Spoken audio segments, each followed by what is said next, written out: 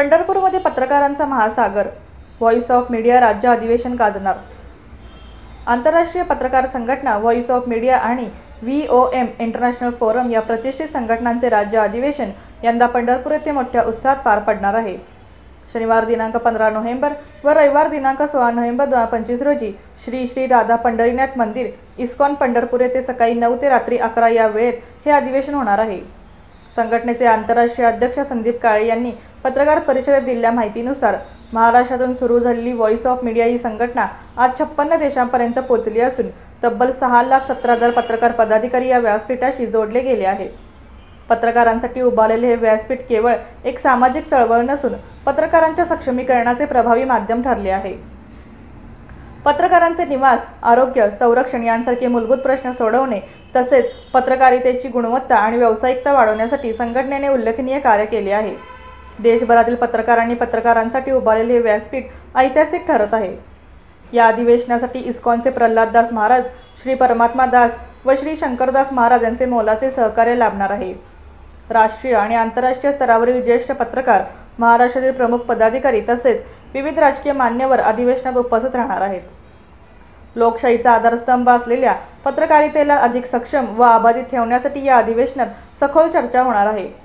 विविध मान्यवरांच्या विशेष मुलाखतींचे आयोजन करण्यात आले असून पत्रकारांच्या सर्वांगीण विकासासाठी हे अधिवेशन महत्त्वपूर्ण ठरणार आहे.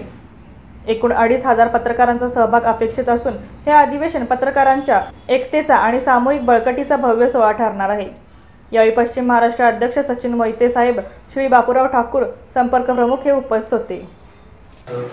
जो आकडा आहे तो आता 8 लाख क्रॉस करतोय. इतकी पत्रकार पदाधिकारी याच्यामध्ये काम करतात. आमच्या सगळ्यांचा उद्देश एकच आहे की आशीर्वाद घेण्यासाठी काम करायचं. पत्रकार आणि त्यांच्या फॅमिलीचा आशीर्वाद घेण्यासाठी काम करायचं. जो माणूस दिवसभर आयुष्यभर लोकांचं कल्याण व्हावं यासाठी धडपडत असतो आणि तो खरी पत्रकारिता करतो. ज्यांना तुम्ही रिपोर्टासाठी उदाहरण सांगितलं, त्याला असं वाटतं की माझ्या हातून सामाजिक काहीतरी दायित्व घडावं या उद्देशाने पत्रकारिता करतो. त्याच्या घराची वाताहत सातत्याने झाली असते आणि ती वाताहत दूर करण्यात आमच्या माध्यमातून काय मदत करता येते, म्हणजे माझ्यासारखी किंवा या संस्थेच्या माध्यमातून काम करणाऱ्या प्रत्येकाची भूमिका एका पोस्टमास्टरची आहे की आपण चांगलं कोणाला तरी काहीतरी देत राहायचं, प्रेरित राहायचं. टिंगल होते, काय अनेक वेळा वाद होतात, अनेक वेळा कोणी काहीतरी बोलत असते, पण त्याकडे लक्ष न देता पुढे जात राहणं आणि काम करणं हा उद्देश घेऊन आम्ही काम करतो. त्याला खूप छान पद्धतीने यश मिळतं आहे. संस्था खूप दूरपर्यंत पोहोचलेली आहे. खूप मंडळी याच्यामध्ये काम करत आहेत राष्ट्रीय आंतरराष्ट्रीय पातळीवर. आणि आमचं अधिवेशन हा खूप मोठी पर्वणी असते दरवर्षी. म्हणजे बारामतीचं अधिवेशन असेल, शिर्डीचं अधिवेशन असेल, विदर्भामध्ये झालेले अधिवेशन असतील, मराठवाड्यात झालेले अनेक अधिवेशन असतील, त्यापेक्षा पंढरपूरचं अधिवेशन वेगळं कसं राहील यासाठी आम्ही प्लॅनिंग करतो.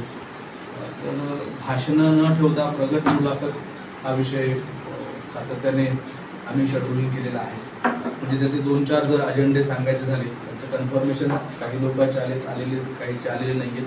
त्यामुळे प्रेसवरून सगळ्यांची नावं टाकली. म्हणजे सत्यजित तांबे आणि रोहित पवार हे लास्ट ॲक्टरचा इंटरव्ह्यू करणार आहेत.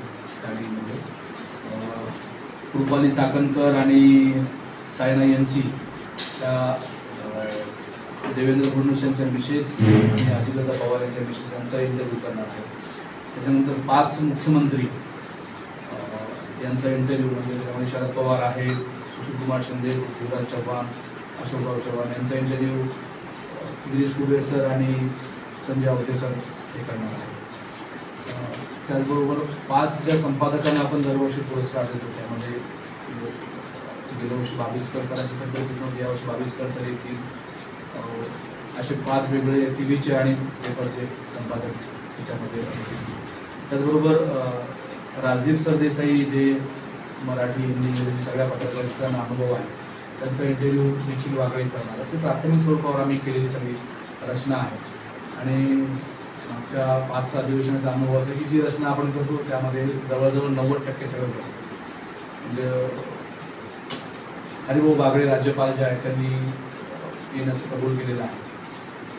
आमचं मराठवाडा मराठवाड्यामध्ये ते असल्यामुळे त्यांना सगळी माहिती आहे काय आपण संस्था काम करतो. आम्ही राजस्थानला मागच्या महिन्यामध्ये अधिवेशन घेतलं होतं. त्या अधिवेशनात पण त्यांनी हजेरी लावली होती.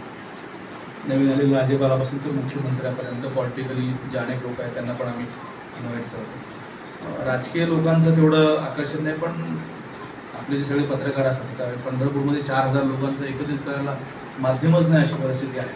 मग आम्ही यावर्षी विषय असा काढला की बाबा किमान 2000 निमंत्रित पदाधिकाऱ्यांचं ते अधिवेशन व्हावं.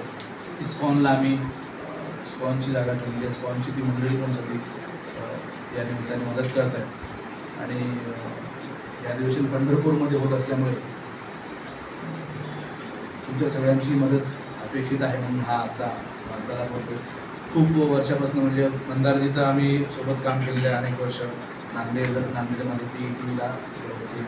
संदीप आणि आम्ही उमरे भाई आणि आम्ही पण आयबीलला काम केलेलं आहे अनेक वर्ष आम्ही सोबत. त्या निमित्ताने नवी मंडळी सगळी जुनी मंडळी आज परत एकदा भेटली. खूप दिवसापासून मंदारजींना पण फोन करत होतो, ते पण वेळ देत नव्हते. त्या निमित्ताने ते आले. सूरज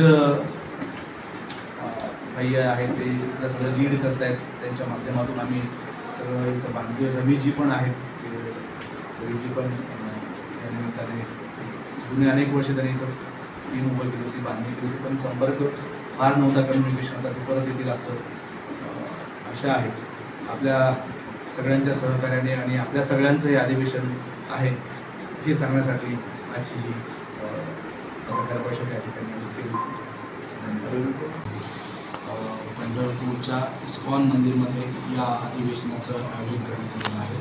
राज्यभरामधनं 2,000 ते 2,500 निमंत्रित पत्रकार या अधिवेशनामध्ये सहभागी होतील.